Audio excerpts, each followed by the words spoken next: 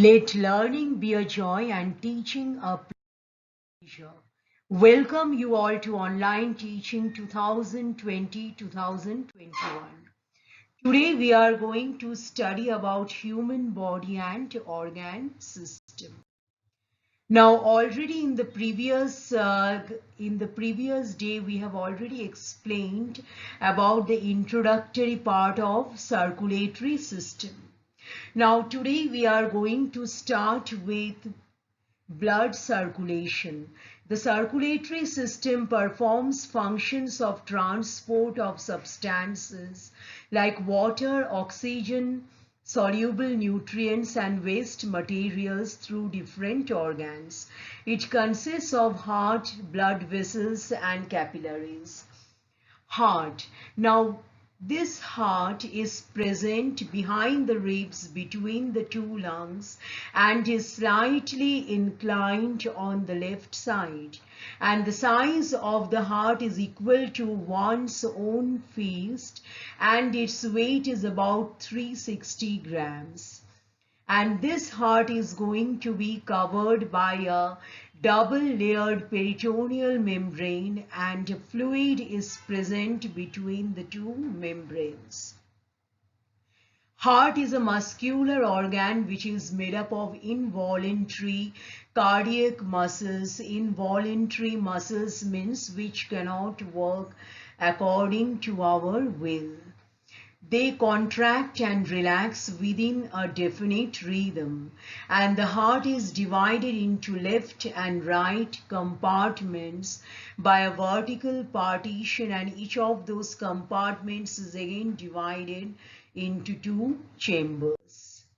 Now coming to the blood vessels, the blood circulates through the blood vessels and there are two types of blood vessels, the arteries and the veins.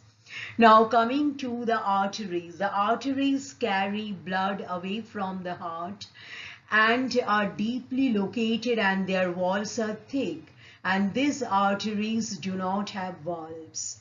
Next coming to the veins, they carry blood towards the heart from the various parts of the body and most of the veins are superficially located in the body and their walls are thin and are provided with the valves.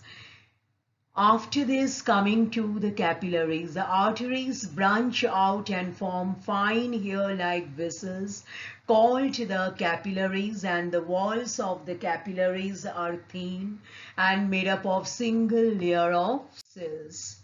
Now coming to blood circulation, the process of pumping the blood towards the various parts of the body and bringing it back towards the heart is called as blood circulation. To maintain the continuity in circulation, heart contracts and relaxes.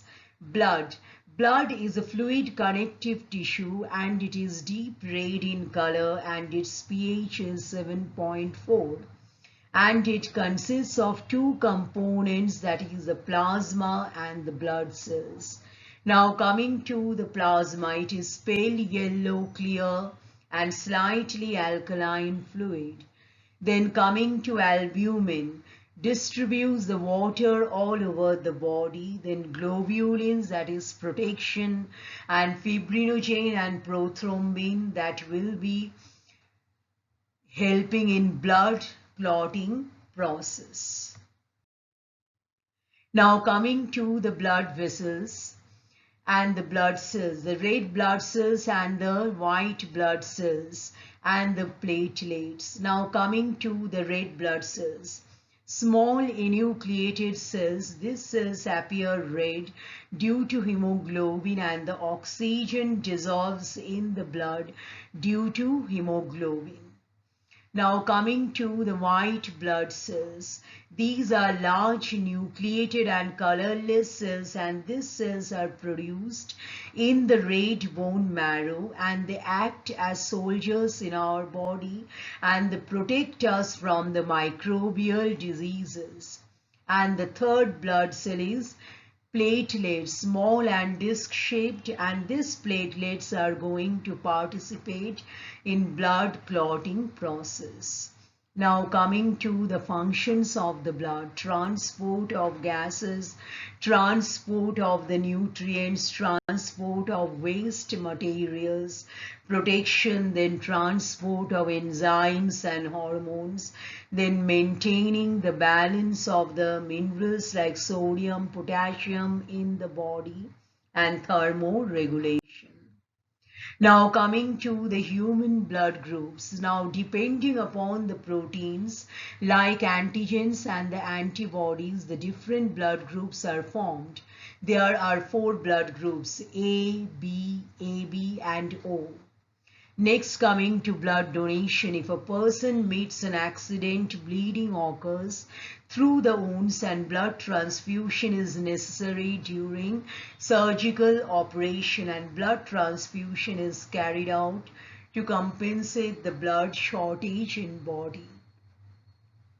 Next is the blood banks. The blood is collected in the blood banks by specific method from the healthy person and supplied to the needful person.